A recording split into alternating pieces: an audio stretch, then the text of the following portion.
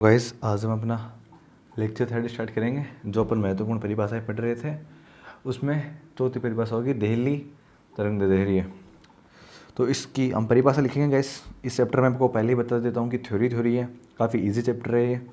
और आपसे छोटी सी रिक्वेस्ट है, जैसे अभी 3rd लेक्चर स्टार्ट कर रहे हो तो आप डायरेक्ट ये लेक्चर स्टार्ट मत करना। पहले फर्स्ट और सेकेंड लेक्चर पूरा देखना, उनको अच्छे से लर्न करना, फिर लेक्चर 3rd देखना। जिससे क्या होगा कि आपको ये वाला लेक्चर बहुत अच्छे से समझ में आएगा, वरना आपको नहीं समझ में आएगा, क्योंकि फिजिक्स में ऐसा ही होता है। ओके, तो हम इसकी परिभाषा लिखते हैं कि धातु की सतह पर, पहले मैं लिख देता हूँ फिर आपको समझा दूंगा। धातु की सतह पर आपतित प्रकाश की तरंग दैर्ध्य का वह अधिकतम, गाइस ध्यान दीजिएगा यहाँ पे मैं अधिकतम बोल रहा हूँ, अधिकतम मान जिससे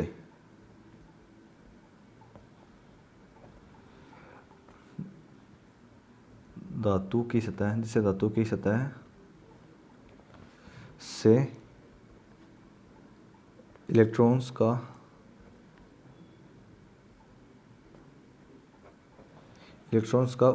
उत्सर्जन हो जाए,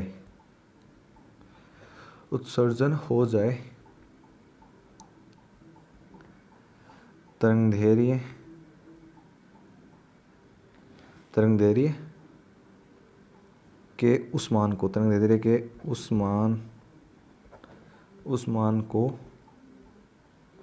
देहली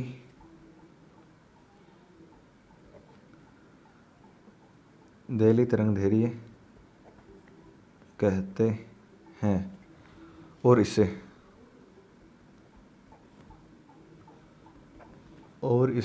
लैम्ब्डा नॉट से व्यक्त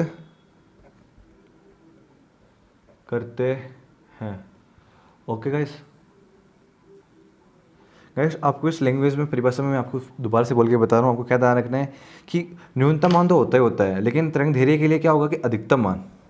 आपको मैं इसको आप चाहे तो अंडरलाइन कर लीजिए, अधिकतम मान, क्योंकि देहली तरंग दैर्ध्य के लिए अधिकतम मान प्रयुक्त होगा कि धातु की सतह पर आपतित प्रकाश की तरंग दैर्ध्य वह तरंग दैर्ध्य का अधिकतम मान जिससे धातु की सतह से इलेक्ट्रॉन उत्सर्जन हो जाए। न्यूनतम मान तो होंगे, अधिकतम तरंग दैर्ध्य होगा, वहाँ पे जो इलेक्ट्रॉन उत्सर्जन होंगे ना, उस मान को क्या बोलेंगे, देहली तरंग दैर्ध्य। ओके, अब इसके लिए भी अपन 3 शर्तें पढ़ेंगे। जैसे अपन इसके लिए पढ़ी थी देहली आवर्ती के लिए कि भाई म्यू का मान म्यू नोट से कम है, बराबर है, ज़्यादा है। इसके लिए अपन भी 3 शर्तें पढ़ेंगे। पहले क्या लिखेंगे अपन यहाँ पे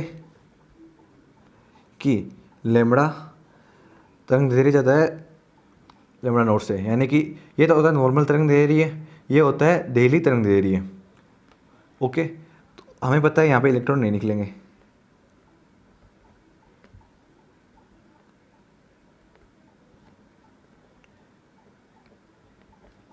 क्योंकि लैम्ब्डा नॉट का मान अधिकतम होना चाहिए। यहाँ पे लैम्ब्डा नॉट का मान कम होगा तो नहीं निकलेंगे। वैसे यहाँ पे क्या होगा, ये दोनों इक्वल है, अधिकतम मान के इक्वल होगा तो क्या होगा, इलेक्ट्रॉन निकलेंगे,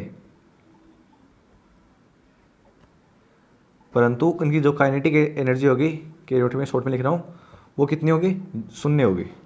फिर थर्ड पॉइंट क्या करेंगे अपन यहाँ पे कि लैम्ब्डा का मान कम है लैम्ब्डा नॉट से, लैम्ब्डा का मान है लैम्ब्डा नॉट से, तो यहाँ पे क्या लिख करेंगे, इलेक्ट्रॉन निकलेंगे और उनकी काइनेटिक एनर्जी भी कुछ ना कुछ होगी। मैं इसको हिंदी में लिख देता हूँ, गतिज ऊर्जा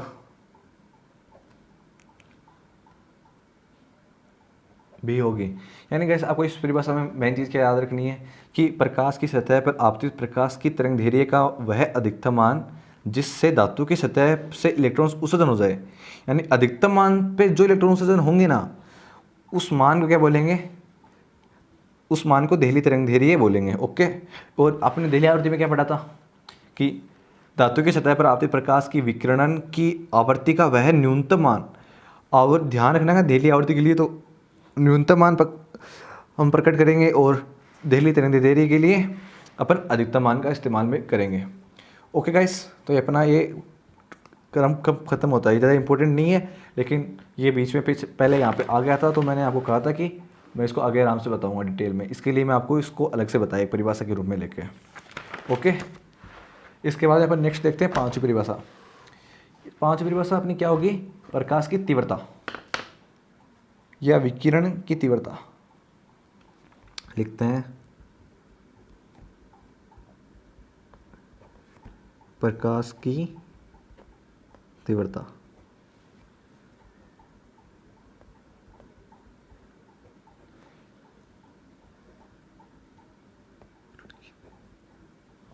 गाइस, मैं जो आपको जैसे नोट्स लिखवा रहा हूँ वो सब्जेक्टिव पेपर के लिए काफ़ी हेल्पफुल रहेंगे आपके लिए। ये जो परिभाषाएं हिंदी में लिख रहे हैं अपन, ये काफ़ी ज़्यादा अच्छे अच्छे वर्ड्स लेके बिल्कुल एग्जैक्ट परिभाषा बनाई गई है इसमें, अपनी बुक से उठाकर परिभाषाएं बनाई गई है इसमें, और बिल्कुल सही है और इजी लैंग्वेज में है, काफ़ी ज़्यादा समझ में आने वाली लैंग्वेज में अपने ये परिभाषाएं।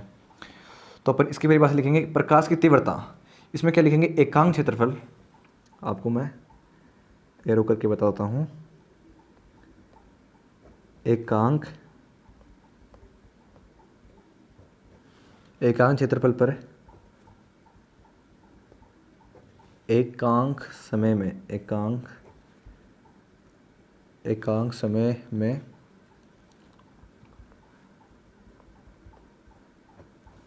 आपतित होने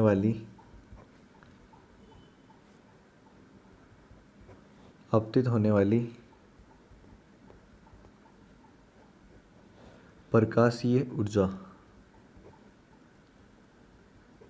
को प्रकाश की तीव्रता कहते हैं।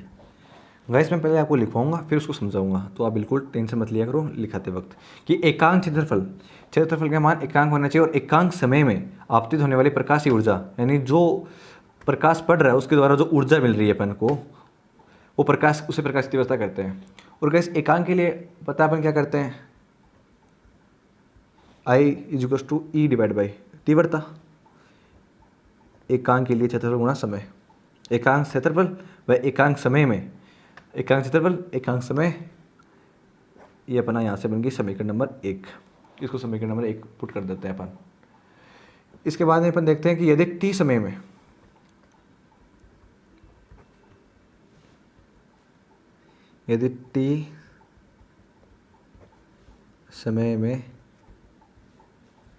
म्यू आवर्ती के n फोटोन आपतित होते हैं तो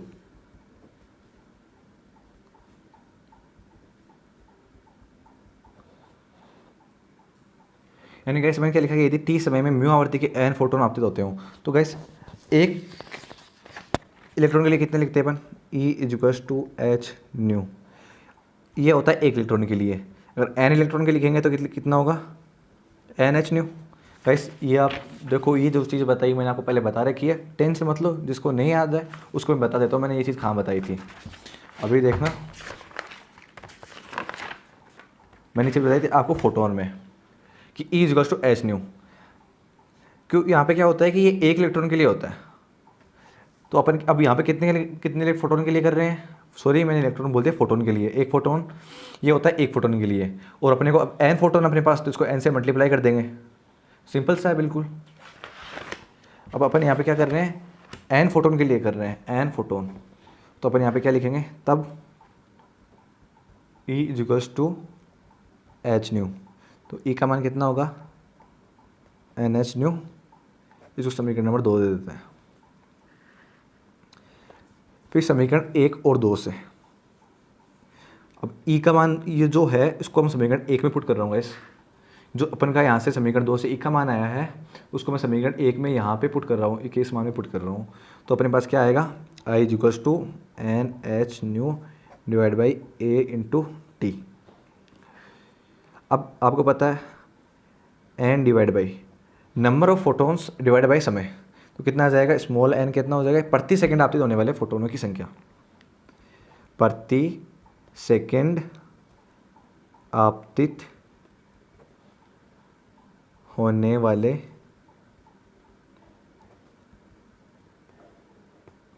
फोटोनों की संख्या। एन फोटोन है, टी समय में आपतित हो रहे हैं, तो कितने हो जाएंगे, N photons per second. Okay, तो अपन यहाँ से क्या लिख सकते हैं, I equals to N H nu, ये न्यू है गाइस, डिवाइड बाई ए। इसको बॉक्स में फिट कर देते हैं अपन।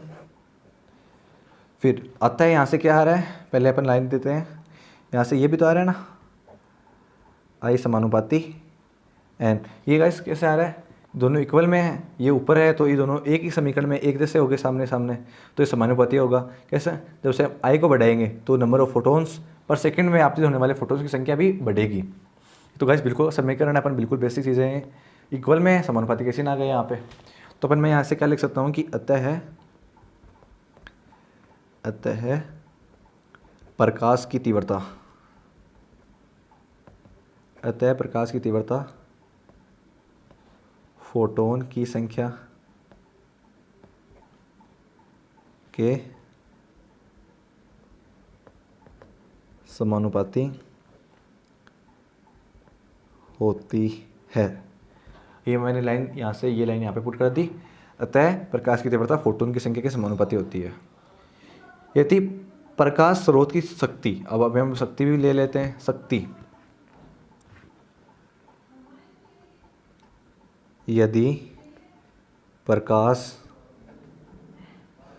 स्रोत की शक्ति P है, तो अपन यहाँ से क्या लिख सकते हैं, P equals to energy divide by T. Okay guys, ये क्या हो गई, कार्य करने की दर, ऊर्जा बटा समय शक्ति के इक्वल होता है, ये कार्य करने की दर होती है। ये कितना, इसका मान कितना होगा, N H nu divide by A. Okay, sorry guys, यहाँ पे टी है ना, तो ये यहाँ पे टी आएगा, मैंने गलती से यहाँ पे ए लिख दिया, तो अपन इसको क्या बोल सकते हैं, स्मॉल है, आपको अभी भी बताया मैंने। तो अपन यहाँ से क्या लिख सकते हैं, P equals to N H nu. Okay, और हमें बताया आवर्ती, क्योंकि आवर्ती nu equals to C divide by lambda होती है। तो P का मान अपन क्या लिख सकते हैं, N H C divide by lambda. ये गाइस मैंने आवर्ती में आपको ये फॉर्मूला बिल्कुल लिखवाया है, यहाँ से मैंने ये फॉर्मूला डेराइव किया है। ये मतलब बिल्कुल अपने एक नॉर्मल से छोटी सी डेरिवेशन टाइप में कुछ किया है अपन ने यहाँ पे, इससे अपन 2-3 बातें फिक्स कर रहे हैं यहाँ पे। ओके गाइस, अब इस पे बेस्ट अपन एक न्यूमेरिकल लेते हैं। उम्मीद करता हूँ आपको ये इतना समझ में आ गया होगा, काफ़ी कुछ हार्ड नहीं है इसमें, बिल्कुल स्टेप बाय स्टेप चलना है, और ये आराम से अपने पास ये लास्ट फॉर्मूला आ जाएगा। ये समानुपाती होता है, यहाँ पे ये हो जाएगा प्रकाश स्रोत P है, ये होगी कार्य करने की दर, कार्य दर। ओके, बिल्कुल क्लेरिफाइड नोट्स बन रहे हैं आपके। ओके, तो अपन हम यहाँ पे एक न्यूमेरिकल लेते हैं। वैसे मैं चैप्टर के न्यूमेरिकल सारे लास्ट में करवाऊंगा एक साथ में। अपन यहाँ पे एक न्यूमेरिकल ले लेते हैं, एक 100 वोट के बल्ब से 5000 एंगस्ट्रॉम तरंग धैर्य, ये गाइस यहाँ पे तरंग धैर्य है, थोड़ी सी स्पेस की प्रॉब्लम होगी, तरंग धैर्य प्रकाश उत्सर्जित, तरंग धैर्य से प्रकाश उत्सर्जित होता है। तब अपन यहाँ पे क्या मान लेंगे कि तब इस बल्ब से प्रति सेकंड उत्सर्जित होने वाले फोटोनों की संख्या ज्ञात करो। ओके गाइस, बिल्कुल नॉर्मल सा क्वेश्चन मैंने ट्राई किया है कि एक 100 वोट के बल्ब से 5000 एंगस्ट्रॉम तरंग धैर्य से प्रकाश उत्सर्जित होता है, तब इस बल्ब से प्रति सेकंड उत्सर्जित होने वाले फोटोनों की संख्या है, यानी जो एक बल्ब है वो 100 वॉट का है और उससे जो पर सेकंड है 5000 एंगस्ट्रॉम का प्रकाश उत्सर्जित हो रहा है। बिल्कुल आपके माइंड में इसकी पिक्चर सेट कीजिए कि एक 100 वोल्ट का बल्ब है, 5000 तरंग देरी से इसकी उत्सर्जित हो रहा है प्रकाश। तब इस बल्ब से पर सेकंड उससे जनरल फोटोनों की संख्या डिफाइन करनी है अपने को।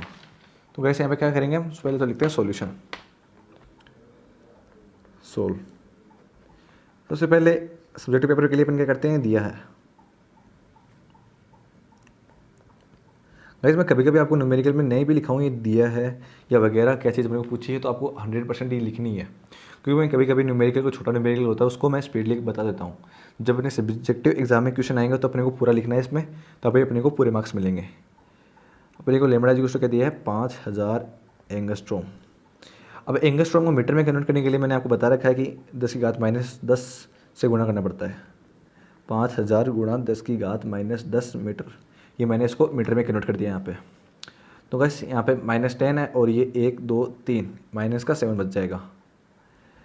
5 गुणा 10⁻7 मीटर, क्योंकि P = NHC divide by lambda. तो यहाँ से n का मान डिफाइन करना है तो अपन इसको यहाँ से इधर ले आएंगे और इसको इधर ले जाएंगे तो कितना होगा P lambda divide by H/c। मैंने इसको कुछ नहीं किया, पक्षांतरण किया है और पक्षांतरण से n divide by P lambda divide by H/c define कर लिया। ओके, अब गाइस कुछ नहीं बचा, कुछ मान पुट कर देते हैं अपन। P का मान अपने को पावर दे रखी है अपने को, जो शक्ति है वह 100 गुणा लेमड़ा का मान कितना है 5 गुणा 10⁻7 और H का मान गाइस पता है आपको 6.6 × 10⁻34।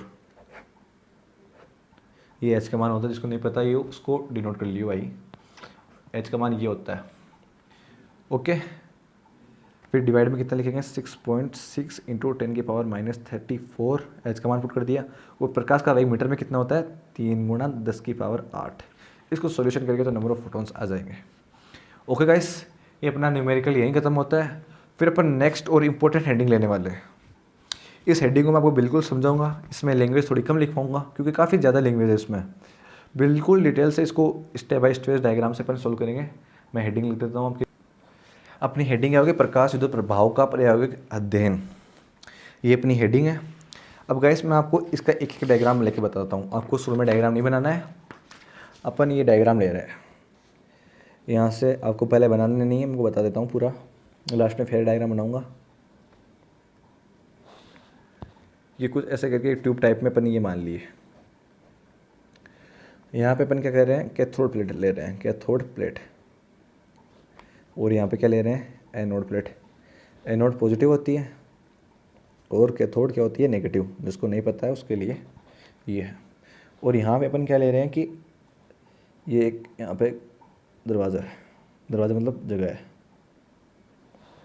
ओके गाइस, ये जो ट्यूब है इसमें पूरी हवा निकालने की, और यहाँ पे क्या बना दिया गया, निर्वात। अब यहाँ से क्या कर रहे हैं, म्यू बड़ा है म्यू नोट से। ओके, ये सत्य के लिए अपन क्या डिफाइन करते हैं, यानी इलेक्ट्रॉन उत्सर्जन होगा वह उसकी गतिज ऊर्जा भी होती है। इसलिए मैंने क्या लिया है, म्यू = म्यू बड़ा है म्यू नोट से। ये शर्त मैंने यहाँ पे इस डायग्राम में आपके सामने ली है। ओके गाइस, तो अपन क्या करेंगे, इस यहाँ से कुछ फोटोन गिराएंगे। फोटोन ये हो गए 100 फोटोन, मान लो ये 100 फोटोन हो गए। ओके, तो गाइस पता है एक फोटोन होता है, उसकी पूरी ऊर्जा ऐसे नहीं होता है कि मान लो आप ऐसे मान सकते हो ये इलेक्ट्रॉन होता है ना, ये काफ़ी ज़्यादा भूखा होता है, और जैसे फोटोन आएगा तो एक इलेक्ट्रॉन एक फोटोन की पूरी ऊर्जा समाहित कर लेगा और वहाँ से निकल जाएगा। कोई भी ऊर्जा की हानि नहीं होगी, इलेक्ट्रॉन की जितनी ऊर्जा होगी वो लेके वो इलेक्ट्रॉन को मिल जाएगी, और अगर उसकी देहली आवर्ती से ज़्यादा होगी तो वह इलेक्ट्रॉन वहाँ से निकल जाएगा। ये अपन यहाँ पे मानेंगे, और होता भी ऐसा ही है। अब मान लो मैंने यहाँ पे 100 फोटोन गिराए, 100 फोटोन गिरा दिए मैंने यहाँ पे, तो फिर क्या होगा कि इस सतह पे जो इलेक्ट्रॉन है, कैथोड सरफेस पे जो इलेक्ट्रॉन है वो 100 इलेक्ट्रॉन को मिलेंगे, ये 100 फोटोन। और जैसे 100 फोटोन 100 इलेक्ट्रॉन को मिलेंगे तो क्या करना है, करेंगे वो गति करना स्टार्ट करेंगे, गति तो ऊर्जा जाएगी उनके पास, क्योंकि मैंने क्या मान लिया है इसका, म्यू का मान म्यू नोट से अधिक लिया है, इसके कारण यहाँ पे गति ऊर्जा हो जाएगी। और इस आपको छोटा सा एग्जाम्पल बताता हूँ। मान लो ये एक स्कूल है, उसकी 2 बिल्डिंग है, एक बिल्डिंग यहाँ पे और एक बिल्डिंग यहाँ पे। तो यहाँ पे क्या होगा कि इन बच्चों को बोलेंगे चलो ये बिल्डिंग के बीच की दूरी है 3 किलोमीटर, और इन बच्चों को बोलेंगे चलो आपको यहाँ नहीं यहाँ से यहाँ पढ़ाएंगे। तो यहाँ से क्या होगा कि ये बच्चे निकलेंगे, तो कुछ बच्चे तो फर्स्ट बेंच के लिए जल्दी जल्दी चलेंगे, भाई अपन को पहुँचना है, कुछ पहुँचना है।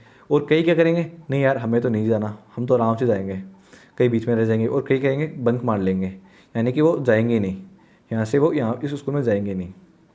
तो वैसे यहाँ पे सीन होगा कि जैसे ऐसे इलेक्ट्रॉन निकलेंगे, तो 100 इलेक्ट्रॉन निकले तो मान लें यहाँ पे 20 इलेक्ट्रॉन पहुँच गए। यहाँ पे कितने पहुँचे, 20 ही पहुँचे और बाकी नहीं पहुँच पाए। वैसे वाला सीन यहाँ पे हो गया।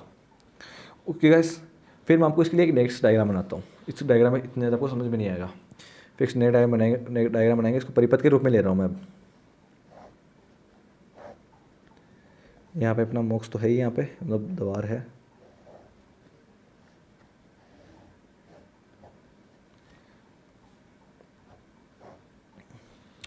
अब गाइस क्या होगा कि यहाँ से जो इलेक्ट्रॉन निकलेंगे, ये अपनी कैथोड प्लेट बनी थी और यहाँ पे एनोड प्लेट। ये जो यहाँ से इलेक्ट्रॉन निकल गए हैं वो 20 इलेक्ट्रॉन यहाँ पे पहुँचे हैं। इस परिपथ में गाइस कहीं बैटरी नहीं लगाई है मैंने, अपन में थोड़ी लगाई है बैटरी। यहाँ पे मैंने यहाँ पे इसके बाद विभव लगा दिया इस पर। तो यहाँ से 100 फोटोन निकले, 100 फोटोन से 100 इलेक्ट्रॉन निकले यहाँ पे, लेकिन यहाँ पे पूछे कितने, 20 इलेक्ट्रॉन, ओनली ऑन 20 इलेक्ट्रॉन।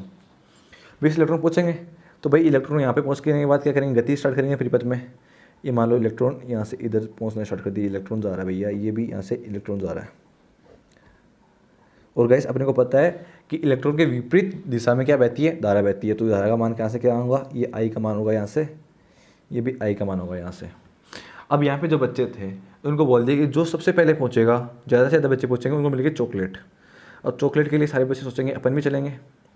तो अपन क्या कर रहे हैं, वोल्टता का मान बढ़ा रहे हैं। और वोल्टता का मान मान लो अपन यहाँ पे कर दिया +1 वोल्ट, यानी कि चॉकलेट मिलेंगे। तो बच्चे दौड़ेंगे, तो मान लो यहाँ पहुँच के 40 इलेक्ट्रॉन, यानी कि 40 बच्चे या 40 इलेक्ट्रॉन पहुँच के 100 में से। फिर नहीं, चॉकलेटों की संख्या बढ़ा दी कि भाई और बढ़ा दी, यहाँ पे कर दी मान लो 5 वोल्ट। ये अपन चॉकलेटों की संख्या मान सकते हैं कि वोल्ट तो बढ़ा रहे हैं अपन, बढ़ाएंगे तो कितने बच्चे पहुँचेंगे यहाँ पे, सोचेंगे अपन को भी चॉकलेट चाहिए तो 60 इलेक्ट्रॉन या 60 बच्चे यहाँ पे पहुँच जाएंगे। फिर और बढ़ा दी, भाई नहीं भाई और ज़्यादा करो हमारे लिए, तो यहाँ पे 10 वोल्ट कर दी। अब 100 के 100 बच्चे सोचेंगे कि भाई अपने को ना यहाँ पे पहुँचना ही है और चॉकलेट लेनी है, तो 100 के 100 इलेक्ट्रॉन यहाँ पे आ गए। ओके, 100 इलेक्ट्रॉन वोल्टता बढ़ा दी काफ़ी ज़्यादा अपने। और वोल्टता जैसे अपन बढ़ाएंगे परिपथ में तो क्या होगा यहाँ से कि 100 के 100 इलेक्ट्रॉन सबके पास गति हो जाएगी और सबके सब यहाँ पहुँच जाएंगे। और वहीं मैं इसका विपरीत लूँ, अब मान लो यहाँ पे तलवार लेके किसी को खड़ा कर दिया कि भाई जो आएगा उसको मारना है, उसको मारना ही है बस। तो क्या करेंगे, कुछ बच्चे तो फिर भी जाएंगे, सोचेंगे उससे निकल के क्लास के अंदर चले जाएंगे अपन, मतलब अब अपन नेगेटिव में लेंगे 1 वोल्ट, एक आदमी को खड़ा कर दिया अपने। तो बच्चे क्या करेंगे, कुछ 20 पहले 20 पहुँच रहे थे, अब 20 से भी कम पहुँचेंगे। मान लो अब पूछे 15, फिर कितने पहुँचेंगे, मान लो यहाँ पे मैंने -5 वोल्ट कर दिया, तो कितने बचेंगे, 5 इलेक्ट्रॉन या 5 बच्चे, बच्चों से कनेक्ट कर रहे हैं इलेक्ट्रॉन को। फिर अपन यहाँ पे कर दिया भाई 20, यानी 20 आदमियों को खड़ा कर दिया कि जो भी आया उसके हाथ पैर पाँव सब काट दो। तो कितने बच्चे पहुँचेंगे, 0। ओके, कोई आएगा, आने नहीं चाहेगा, सब यहाँ से इधर भाग जाएंगे, कोई इधर भाग जाएगा, सब इधर उधर भाग जाएंगे। यानी कि इतनी क्या हो जाएगी, इलेक्ट्रॉन यहाँ से यहाँ नहीं पहुँचेंगे, नहीं आएंगे। सबकी काइनेटिक एनर्जी है वो कितनी हो गई, 0 हो गई। ओके, मैं उम्मीद करता हूँ आपको ये सब कुछ समझ में आ रहा होगा गाइस। बिल्कुल सिंपल सा है, आपके लिए मैं एक अच्छा सा डायग्राम बनाऊँगा, लेकिन ये कुछ समझाने के लिए मैंने सब ये किया। अब वोल्टता पे निर्भर कर रहा है कि नहीं कर रहा है प्रकाश की ऊर्जा, ये प्रकाश की जो ऊर्जा यहाँ से इलेक्ट्रॉन निकल रही है ये वोल्टता पे निर्भर कर रहा है। अपन वोल्टता का मान बढ़ाएंगे तो ज़्यादा इलेक्ट्रॉन यहाँ से यहाँ तक जाएंगे, अगर आप वोल्टता का मान घटाएंगे तो कम इलेक्ट्रॉन जाएंगे। और एक टाइम ऐसा आएगा कि वोल्टता का मान ज़्यादा नेगेटिव में करने पर क्या होगा कि बच्चे जाएंगे नहीं, यानी इलेक्ट्रॉन पहुँचेंगे नहीं, यहाँ पे कोई नहीं आना चाहेगा। और इस परिपथ के अब इलेक्ट्रॉन नहीं बहेंगे तो क्या होगी, परिपथ का मान 0 हो जाएगा, परिपथ में धारा नहीं बहेगी, तो धारा भी नहीं बहेगी। इस प्रकार से अपन ये समझ सकते हैं इस डायग्राम को। तो गाइस मैं वीडियो पॉज करके आपके लिए कैसा डायग्राम बना रहा हूँ, सफिशिएंट डायग्राम। इसको मैंने पूरा समझा दिया है, आप बुक से लैंग्वेज क्लिक कर लेना। काफ़ी ज़्यादा लैंग्वेज दे रखी है, मैंने अच्छे से समझा है, आपको थोड़ी बहुत लैंग्वेज लिखूंगा मैं, पूरी लैंग्वेज नहीं लिख पा रहा हूँ। ओके ओके गाइस, मैंने आपके लिए एक डायग्राम बना दिया है। इसमें मैंने आपको बिल्कुल एक्सप्लेन किया है कि अपन वोल्ट तक मान बढ़ाएंगे तो इलेक्ट्रॉन 100 इलेक्ट्रॉन तक पहुंच सकते हैं, और वोल्ट तक मान घटाएंगे तो इलेक्ट्रॉनों की संख्या 0 भी हो सकती है। कैथोड प्लेट है, प्लेट नेगेटिव होती है, जिनको नहीं पता एनोड प्लेट पॉजिटिव होती है। 100 फोटोन आ रहे हैं यहाँ से, और ये यहाँ पे निर्वात है, निर्वात मैं लिख देता हूँ, निर्वात। और जो इलेक्ट्रॉन यहाँ पे पहुँचेंगे उसके कारण ये धारा बहेगी। अब यहाँ पे क्या कर रहे हैं अपन कि कैथोड व एनोड प्लेट के मध्य आवर्ती विभवांतर का प्रकाश विद्युत धारा पर प्रभाव। अब एक ग्राफ बनाएंगे अपन छोटा सा, वो ग्राफ कैसे होगा उसके लिए अपन लिख देता हूँ मैं, थोड़ी सी लैंग्वेज है वो बता देता हूँ मैं आपको। मैं उम्मीद करता हूँ आपको ये वाला डायग्राम और इसके बारे में आपको अच्छे से सब कुछ समझ में आ गया होगा। ये क्या होगा, कैथोड व एनोड प्लेट के मध्य आवर्ती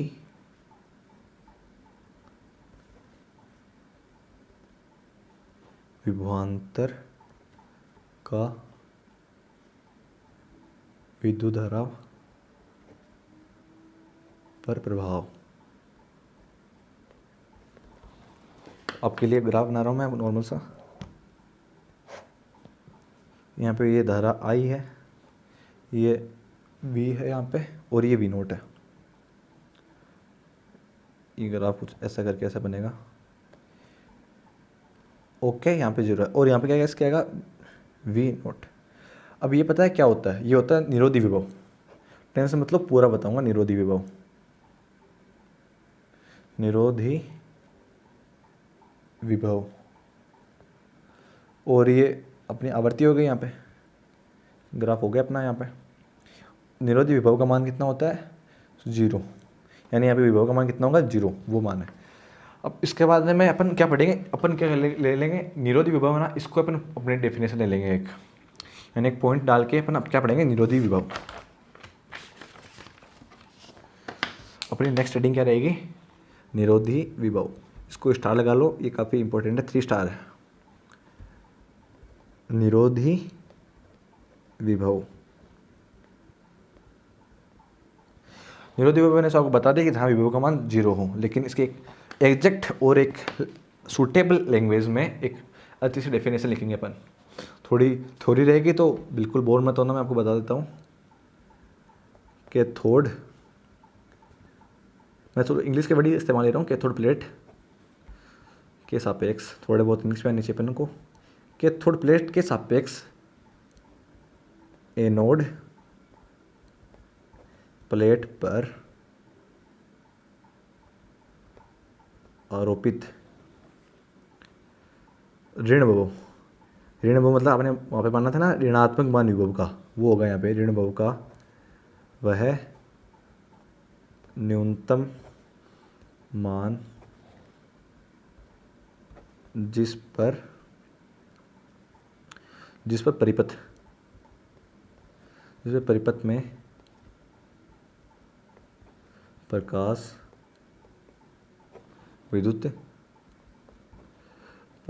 विद्युत धारा का मान 0 हो जाए। ऋण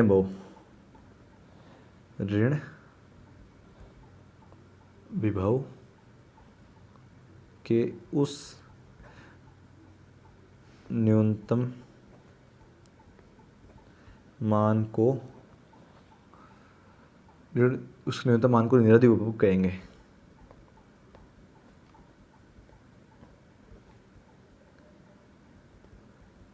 गाइस बिल्कुल नॉर्मल सी परिभाषा है, आप पहले को परिभाषा पढ़ के बता देता हूँ मैं कि कैथोड प्लेट के सापेक्ष एनोड प्लेट पर आरोपित ऋण विभव, यानी जो अपने ऋणात्मक विभव माना था ना, साथ में आपको उस वाले डायग्राम से बताता हूँ मैं आपको कि यहाँ से क्या होगा कि ये ऋणात्मक विभव का उस न्यूनतम मान जिसमें क्या होगा, इलेक्ट्रॉन बहना बंद हो जाएंगे, यानी कि यहाँ पे 0 इलेक्ट्रॉन पहुँचेंगे। वह जो मान होगा ना, जिसके कारण क्या होगा कि इलेक्ट्रॉन नहीं बहेंगे तो धारा भी नहीं बहेगी। तो हमें क्या प्रकाश विद्युत धारा होगी ना अपनी, उसका मान शून्य हो जाए, यानी कि जीरो हो जाए, यानी धारा बहना बंद कर दे। अपने को पता है इसका वोल्टता का मान अपन ज़्यादा नेगेटिव करेंगे तो यहाँ पे एक समय आ जाएगा कि इलेक्ट्रॉन जीरो इलेक्ट्रॉन रहेंगे, यानी यहाँ से कहीं कोई इलेक्ट्रॉन जाएगा नहीं, और इलेक्ट्रॉन ही नहीं जाएंगे तो प्रकाश विद्युत धारा का प्रवाह कैसे होगा।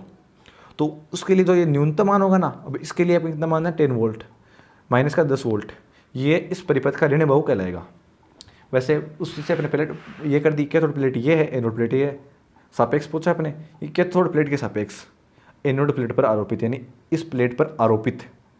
ओके, इसकी डेफिनेशन मैं आपको उम्मीद करता हूँ समझ में आ गई होगी। ऋण बहु वही होगा। इसके बारे में अपन क्या लिखेंगे कि निरोधी विभव पर अधिकतम गतिज ऊर्जा, मैं लिखवा देता हूँ फिर आपको समझाऊंगा। अधिकतम गतिज ऊर्जा वाला इलेक्ट्रॉन भी एनोड पर नहीं पहुँच पाता, नहीं पहुँच पाता,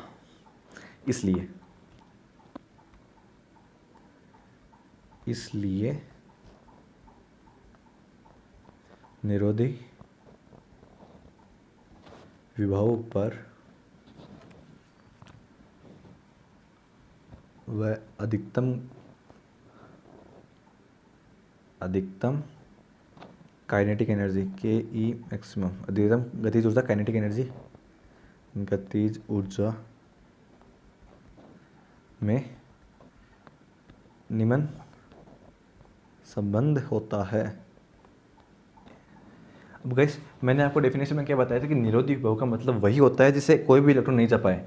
अब उसके लिए इसकी कोई इलेक्ट्रॉन काइनेटिक एनर्जी कितनी ज़्यादा हो, अगर ऋण विभव अपना 10 वोल्ट यहाँ पे ले लिया तो उसमें कितना ही पावर हो, कितना ही जोर हो, वो यहाँ से यहाँ नहीं जा पाएगा। ऋण विभव का काम ही ये होता है कि परिपथ की धारा का मान शून्य कर देना। तब चाहे इलेक्ट्रॉन के पास कितनी ही धारा हो, मतलब कितना ही काइनेटिक एनर्जी हो, यानी पहले एनर्जी किस में इस्तेमाल लेता है वो अपन यहाँ से कार्यफलन में, यानी बाहर निकलने में, और बाहर निकलने के बाद गति करने में। फिर उसकी गति कितनी ज़्यादा हो, अगर यहाँ पे अपन ये इसका मान अधिकतम ले रहे हैं, ऋण वो यहाँ पे अपना क्या है निरोधी विभव होगा तो इलेक्ट्रॉन गति से नहीं करेगा। अब नहीं करेगा तो इनके बीच में कोई संबंध भी होगा। तो यहाँ के बीच में क्या संबंध होता है कि के ई मैक्सिमम, काइनेटिक एनर्जी को के ई से डिनोट करते हैं, नहीं पता वो यहाँ से पता कर ले। के ई मैक्सिमम इक्वल्स टू क्या होता है ई वी नोट। यहाँ पे ई का मान कितना होगा 1.6 × 10⁻⁻⁻19 coulomb. Okay, important formula star लगा के बता रहा हूँ मैं आपको। फिर इसका एक ग्राफ भी बनाएंगे अपन कि निरोधी विभव का मान आवर्ती पर निर्भर करता है। आवर्ती का मान बढ़ाने पर देहली आवर्ती के पश्चात निरोधी विभव का मान सरल रेखीय रूप से बढ़ता है। यानी मैं इसको बता देता हूँ, निरोधी विभव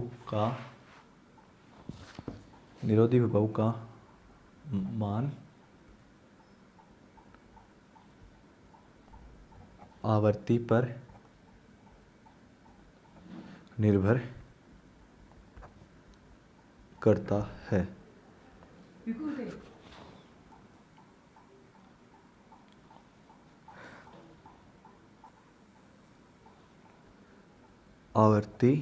पश्चात निरोधी